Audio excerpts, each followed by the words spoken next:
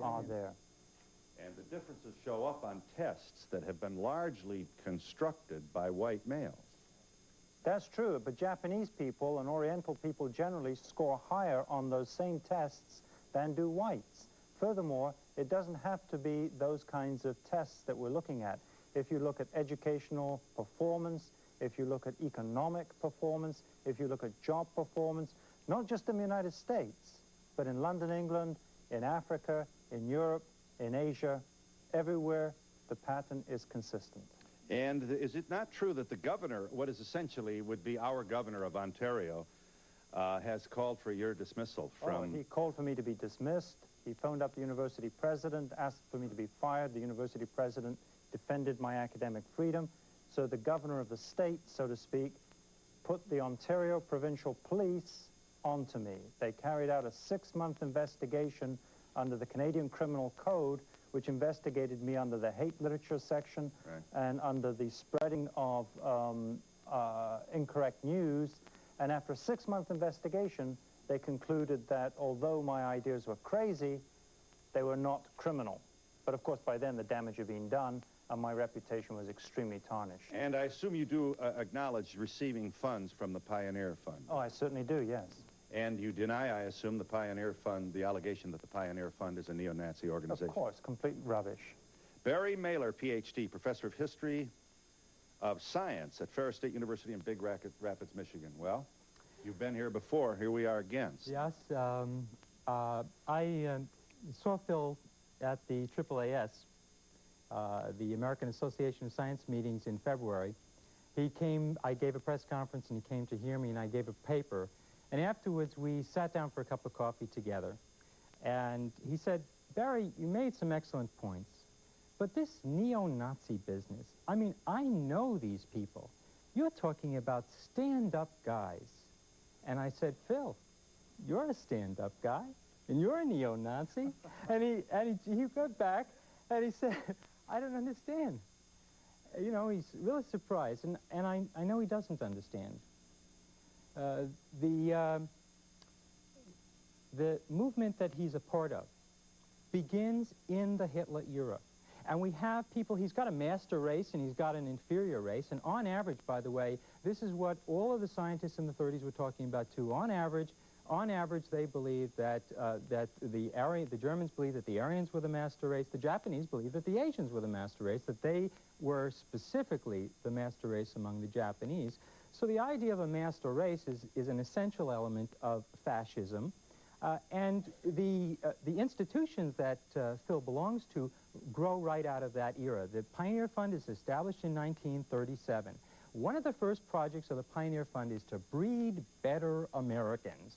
I have with me the proposal for the first year's Pioneer Fund projects. And what they want to do is choose Air Force cadets and encourage them to high fertility. The idea is that character traits, etc., are all genetic, and if we can encourage the superior to breed, we'll have a better country. Phil Rushton talks about a biosocial solution to social problems, and what he means is that we can't solve social problems environmentally. What we need to do is solve social problems biologically and genetically.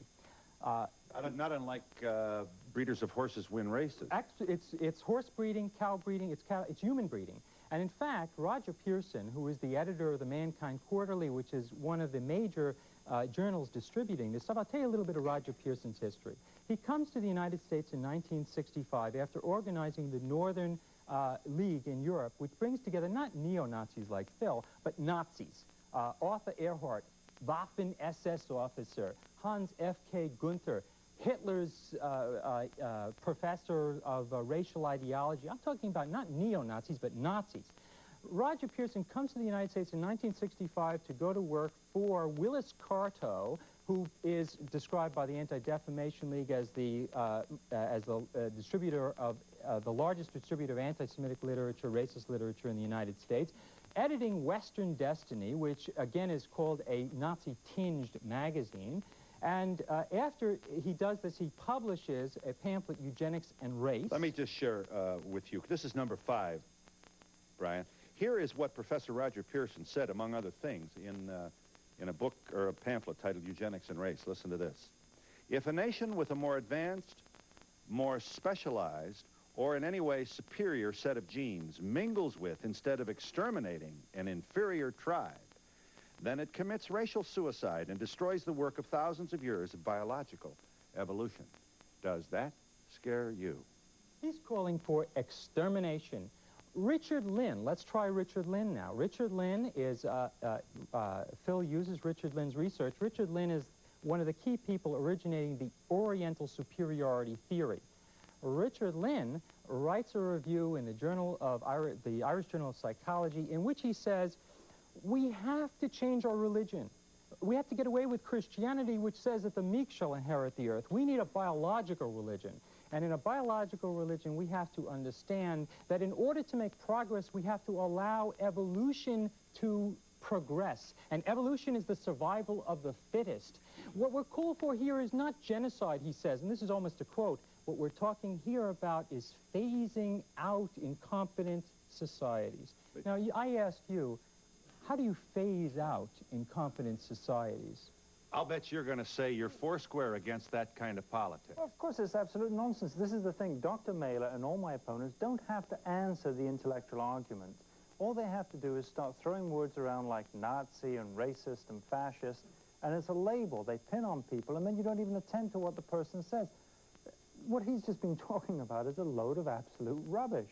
And the question is, and I put it to him, why do, say, black children walk 1 month earlier than white children? Why do white children walk 1 month earlier than Oriental children? Those are interesting research questions. I'm a scientist. I've written 5 books, 100 research articles. I've won various awards. I have no political agenda whatsoever. I'm simply trying to find out why people are the way they are. But you also permit yourself to make the value judgment. No, I don't. I don't make any value judgment. To suggest that Asians are inferior in intelligence to whites and blacks is a value judgment. That you used. I never talk about inferior or superior. Well, what is your language then? And perhaps I should ask you. They score higher or lower on various traits. Some things like sociability, for example, blacks are more sociable than white people. White people are more sociable than Orientals. Sociable measured by what criteria, developed in what culture, and advanced by what researchers? You raised a very interesting point about the New York Times this morning about these black youths who had beaten up this Oriental person. A Vietnamese person, yes. Yes, if you had read the New York Times fully, what it said at the very bottom was one of the black neighbors said, you know, those Orientals were not very friendly. They were rude. They never smiled. Now, what I'm suggesting is that there really are racial differences in temperament that we've got to learn to understand one another by. I don't think that Orientals are. And sometimes Cadillacs break down. This is an, this is an anecdote you're sharing with us, Bill, Doctor. if we will just, he's saying, if we will just understand that blacks have small brains, large genitals, are inferior in intelligence, are more prone to aggression and criminal behavior, then we'll all get along a lot better. I'd like to ask you, why even do this research? Don't you know it's going to cause problems? And if you create this perfect society, what are you going to do with it? I mean, what's after that? My job is to find out why people differ from one another. You know, children, even in the same family, if you have 2 children or siblings, they differ from each other genetically and behaviorally. They're not the same. Well, if you think of how different 2 children in the same family can be, just think how different the human races are likely to be. Just think of how different individuals within the human community can be. Exactly. There's nothing controversial about that. No, and my job for years has been to look at individual differences. But then when I started looking at genetics, I found these big mountains of gene pools called races and ethnic groups within races. And they interested me. And they interest everybody. We've all got theories as to why Orientals are different from blacks and so on, because Orientals are not the same as blacks. We all know that. And I'm suggesting the difference is partly genetic, and the differences lie in evolution. Would that explain why, on average, the Irish might be different than the Germans? It might. I haven't looked at Irish and German, so I can't answer. You haven't. But I've looked at the 3 major races. Well, Phil, I can tell you you're suggesting that when you say that blacks score lower on average than whites or Asians, You draw no particular value judgment from this information? I don't personally. I'm just trying to describe the situation as it is. But you do share, do you not, with your academic audiences, your belief that the reason for this is genetic? I believe it's about 50% genetic, yes. That's the best So estimate genes, then, account for the cross-variability of these? About half of it. The other half is definitely environmental. From all the twin studies that we've been able to look at so far, that's about the best estimate. Are you there, caller? Hi. Hi, I would just like to know, what is the purpose of this information? You find out what this information is, and then where do you go from that? Is it just so he can justify his I don't know. I don't understand it. I'm a scientist, and I'm trying to find out what the causes are. You see, if you say, well, black crime is due to white racism, you're saying that's the explanation. And what I'm saying is that might not be all of the explanation. There might be something inherent in populations that make people behave differently in temperament or intelligence or what have you. Yeah. Now, we're wondering why we have racism in the world today. Now, taking a look at this gentleman here, we can see that this is one of the prime examples as to why we have racism. Now, let's get back to what he talked about originally, about, you know, blacks being different from Asians, Asians being different from blacks. In my study, I find that every one of us, all human beings, have the same size brain, 16 ounces of brain.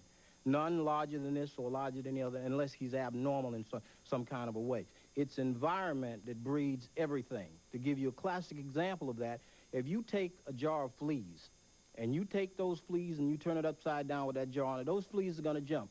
After a while, you can take that jar from around those fleas, and neither one of them will jump out of that circle. So everything is environmental. You know, this crap he's talking up here is just a bunch of garbage. You say your study,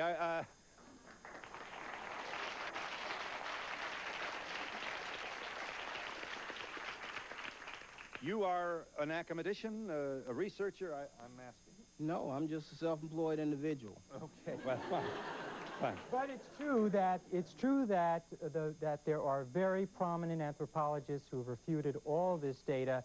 Now, Phil doesn't do his own research. He picks and chooses among data that he likes. And for example, this business on the head size, it appeared in Science magazine, and 5 researchers from around the world wrote in to say it ain't so. And Christopher Stringer at the British Museum, world eminent anthropologist, said it ain't so. It's not true. He chooses the one that fits his theory, and everybody else who disagrees with him he ignores. Well, I should say that I've just collected a whole lot of data from NASA, the space agency, which looked at military samples from Korea, from Japan, and compared them with NATO countries. There's no doubt about it. Orientals do have larger heads on average than whites. Well, That's you know, we'll be here all day arguing the data.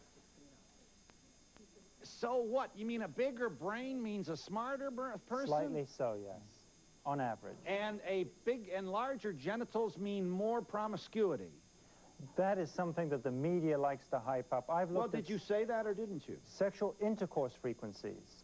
You see, if you World Health Organization has looked around the world at how often people have intercourse, even with their husbands. Right now, China has just produced a Chinese Kinsey report. It was written up in Time magazine last week. Oriental populations have less sexual partners than do whites. Whites have fewer sexual partners than do blacks. This has dire consequences. If you look at the worldwide distribution of sexually transmitted diseases like syphilis, gonorrhea, and the pandemic that's killing people, AIDS, the racial differences are there. They're there in New York City. They're there in the Caribbean. They're there right around the world. And those are facts. And his penis-size data comes from an 1898 anonymous French army surgeon who traveled through Africa and records the size of African penises. And then he's got another study. He's got a study that compares Nigerian medical students to Czech army officers, which shows that the Nigerians have longer penises, the Czech army officers have more circumferent penises. So which is bigger, long or fat?